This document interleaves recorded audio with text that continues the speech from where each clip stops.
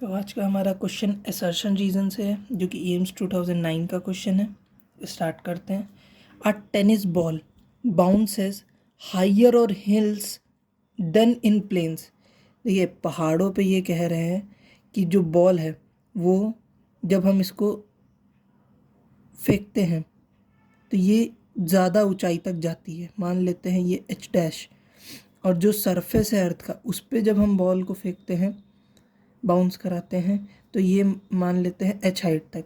तो H dash ये कह रहे हैं वो ज़्यादा होती है इन कंपैरिजन टू एच। ये अर्थ सरफेस की कंडीशन है, ठीक है। ये हिल की कंडीशन है। अब देखिए, हम G dash, G at height H is equals to क्या लिखते हैं, जी अपॉन 1+h/r का होल स्क्वायर लिखते हैं।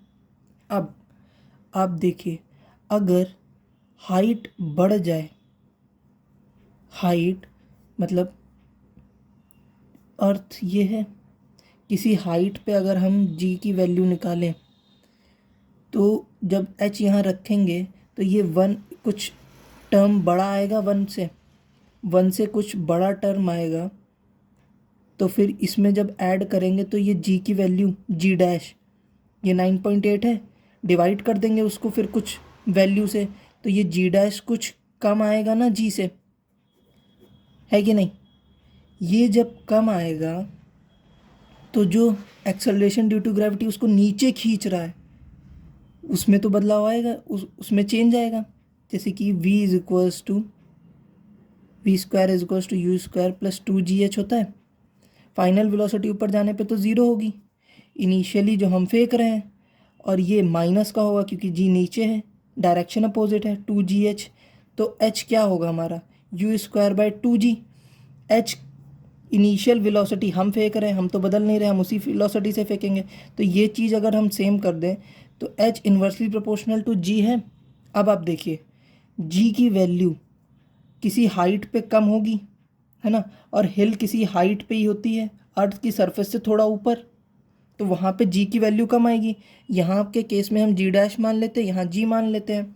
अगर g डैश कम है, जी डैश कम है, जी कम है तो एच ज़्यादा होगा, है ना। तो एच डैश क्या होगी, ज़्यादा, क्योंकि ये इन्वर्स रिलेशन है। तो इससे हमें क्लियर पता चल गया कि टेनिस बॉल जो बाउंस करेगी वो हिल पे ज़्यादा हाइट तक करेगी इन कंपैरिजन टू प्लेन, है ना। तो ये असर्शन तो हमारा सही हो गया। अब रीज़न क्या कह रहा है, acceleration due to gravity on hill is greater than that on the surface of earth. देखिए, हमने निकाला हिल पे एक्सेलरेशन ड्यू टू ग्रेविटी क्या आया, कम। कम आएगा तभी तो हाइट ज़्यादा होगी, क्योंकि इन्वर्स रिलेशन है इनके बीच में। तो ये स्टेटमेंट तो हमारा गलत हो गया, क्योंकि ये कह रहा है कि acceleration due to gravity on hill is greater, लेकिन हमने अभी डायरेक्टली आपके सामने प्रूफ किया कि हिल पे एक्सेलरेशन ड्यू टू ग्रेविटी कम आएगा, अर्थ की सरफेस पे ज़्यादा आएगा। इसी वजह से जो हाइट हमें हिल पे मिलेगी वो ज़्यादा मिलेगी। तो इससे हमें क्या पता चला कि assertion is true but reason is false, यानी ऑप्शन थर्ड हो जाएगा। एम्स जब पेपर बनाता था पहले ऑप्शन में रखता था assertion and reason both are correct and reason is correct explanation.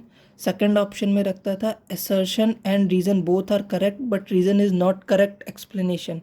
Third में रखता था assertion is correct but reason is false. Fourth में रखता था both assertion reason are incorrect. ठीक है, तो उसके अकॉर्डिंग हमारा ये थर्ड ऑप्शन हो गया। आई होप आप सभी को समझ आया हो।